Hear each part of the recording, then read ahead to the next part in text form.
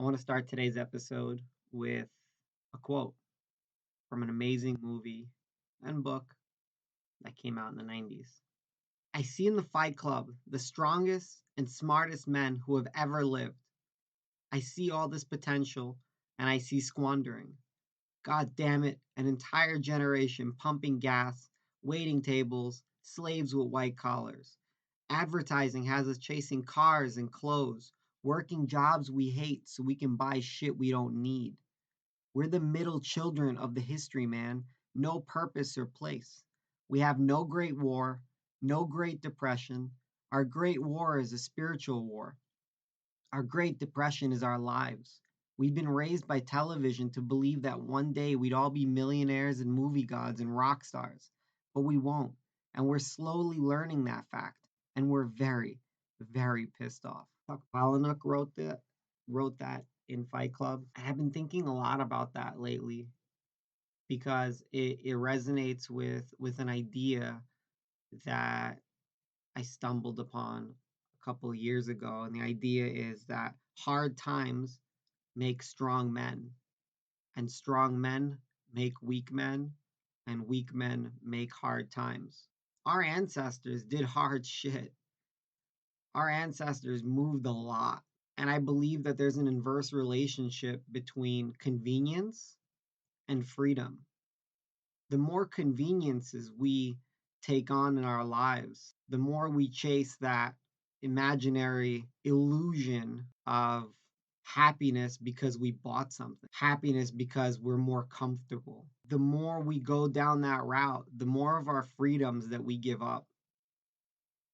I mean, look at how most people are living. Most people are over leveraged. Most people are overspending to preserve a lifestyle that they don't even get to enjoy because they have to work so much to preserve this imaginary lifestyle. Why does a human being need 5 cars when he only has one ass? Or 100 shoes when he only has 2 feet? Or 100 jackets, he only has one torso? It doesn't make sense, the overconsumption. I get it. I've been there. I don't want to sound like I'm coming from a place of judgment. It's just, it hasn't provided the freedom or the happiness that we're sold that it will.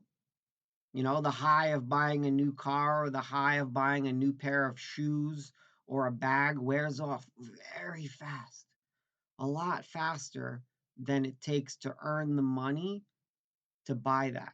Because money, forget about the idea of money, it's time. Like, in order for you to earn money, you have to trade your time in some shape or form. If you're if you have a regular job, well, you work 9 to 5 and you get to go home and maybe play with your kids or maybe drink a beer, watch a show and hang out with your wife, maybe put in 3 humps before you fall asleep. Maybe that's your dream, I don't know. But if you dream of something greater for yourself, more fulfillment, more joy, more inner peace, it's time to start asking yourself questions. Questions like, do I need this? Questions like, where am I not showing up in my life for myself? Questions like, why am I chasing this stuff that I can't take with me when I die?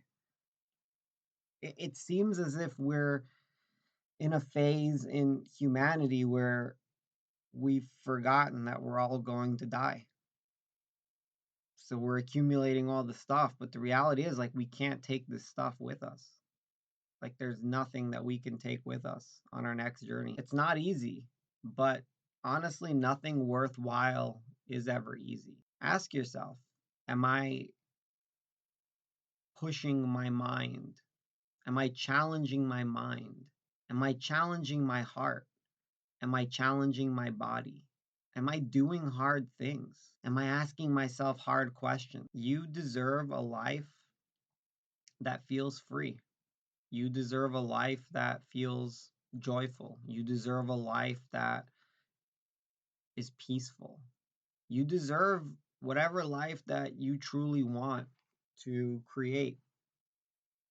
But ask yourself, is what I'm creating what I truly want? Because we've been moving down this road for a really long time now, and the consequences are evident.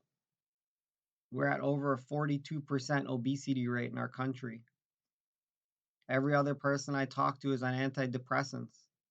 Almost everybody I talk to is on some sort of prescription medication. The prediction is by 2025, 1 out of 2 people will have had cancer or will have cancer. It's only 5 years away. I think 1 out of 5 or 1 out of 6 have autoimmune disorders. And I'm sure it's more because so many people are misdiagnosed. Look, most of these things are lifestyle problems. And what that means is that we are creating that lifestyle and in turn reaping what we sowed.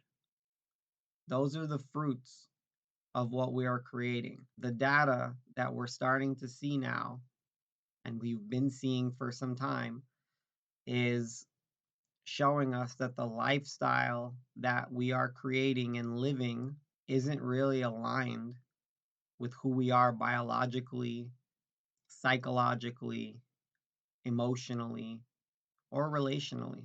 We're the most connected we've ever been through the internet, yet we're the most disconnected that we've ever been from each other.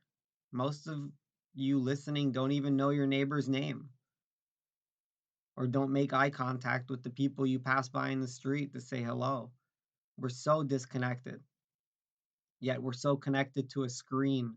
We're connected to a screen that just literally stimulates chemical reactions in our minds to get us to keep coming back over and over and over again, like a casino. These are just questions and ideas to think about.